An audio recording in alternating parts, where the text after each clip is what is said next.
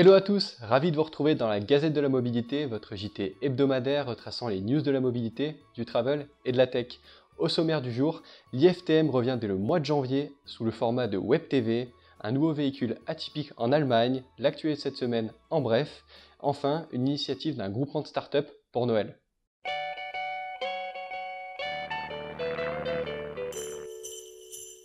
On commence tout de suite avec l'IFTM, le rendez-vous professionnel du monde du tourisme qui avait été annulé cette année en raison du contexte sanitaire.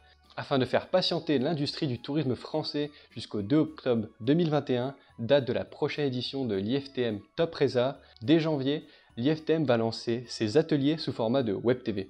Au programme, plus de 30 émissions TV et formations destinées à l'ensemble du secteur du tourisme afin de rythmer la reprise. Ce nouveau rendez-vous hebdomadaire a pour objectif, je cite, de garder le lien avec la profession tout en apportant une expertise et un service accessible gratuitement et ouvert à tous, souligne Frédéric Laurin, le patron du salon. Rendez-vous dès janvier 2021 sur Zoom pour suivre ce nouveau contenu sur l'industrie du tourisme. On part vers l'Allemagne où l'entreprise Canyon vient de mettre au point un nouveau concept de véhicule, mi-voiture, mi-vélo, afin de circuler partout et par tous les temps. Le fabricant de vélos haut de gamme a créé ce concept de véhicule électrique plus adapté aux contraintes de la ville et à celles des usagers.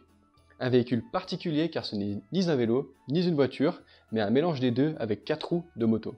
Nommé Future Concept Mobility, ce nouveau véhicule de 2,30 m de long et 83 cm de large peut accueillir jusqu'à un conducteur avec un enfant mesurant moins d'1,40 m ou des bagages ou des courses. Comme pour un vélo, afin d'avancer, il suffit tout simplement de pédaler. Enfin, pour conduire, pas de volant, mais seulement 2 joysticks, 2 modes de vitesse, un allant jusqu'à 60 km/h et un autre en mode limité allant jusqu'à 25 km/h afin d'emprunter les pistes cyclables. Le concept n'est pas encore en phase commerciale, donc on vous tient au courant des prochaines avancées. Ça nous emmène donc sur notre question de la semaine. À défaut d'avoir une future concept mobility, vous êtes plutôt team vélo ou team voiture? Faites-le nous savoir dans les commentaires. On enchaîne avec notre rubrique. En bref, le but est de vous délivrer un maximum d'informations sur les thèmes que vous connaissez, le tout en moins de 30 secondes.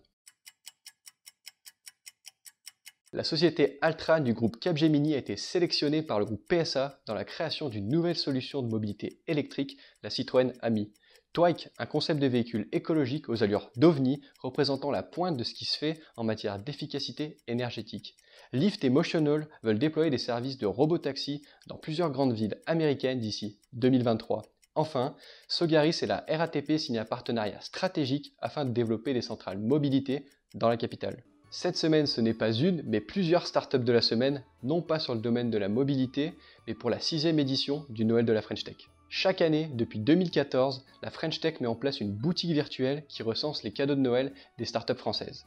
Cette année, plus de 30 partenaires ont encouragé cette initiative, comme la communauté de la French Tech, Station F ou encore Eldorado.co. Plus d'une centaine d'entreprises ont proposé des produits aux thématiques et prix variés, allant de la maison et déco aux produits éco-responsables, en passant par les produits high-tech ou encore les produits d'épicerie. Au total, cette année, plus d'1 million de visiteurs sur le site web. Pour les retardataires, il est bien entendu toujours possible de passer commande sur le site de Noël de la French Tech, le lien est en description. Et voilà, c'était l'avant-dernier JT de l'année. N'hésitez pas à liker la vidéo, à répondre à la question de la semaine en commentaire. Pour les startups de la mobilité, comme d'hab, mon LinkedIn s'affiche juste ici. En attendant, toute l'équipe Ship & Co vous souhaite un excellent Noël et moi je vous dis à jeudi prochain pour la dernière édition de l'année. C'était Nathan, ciao.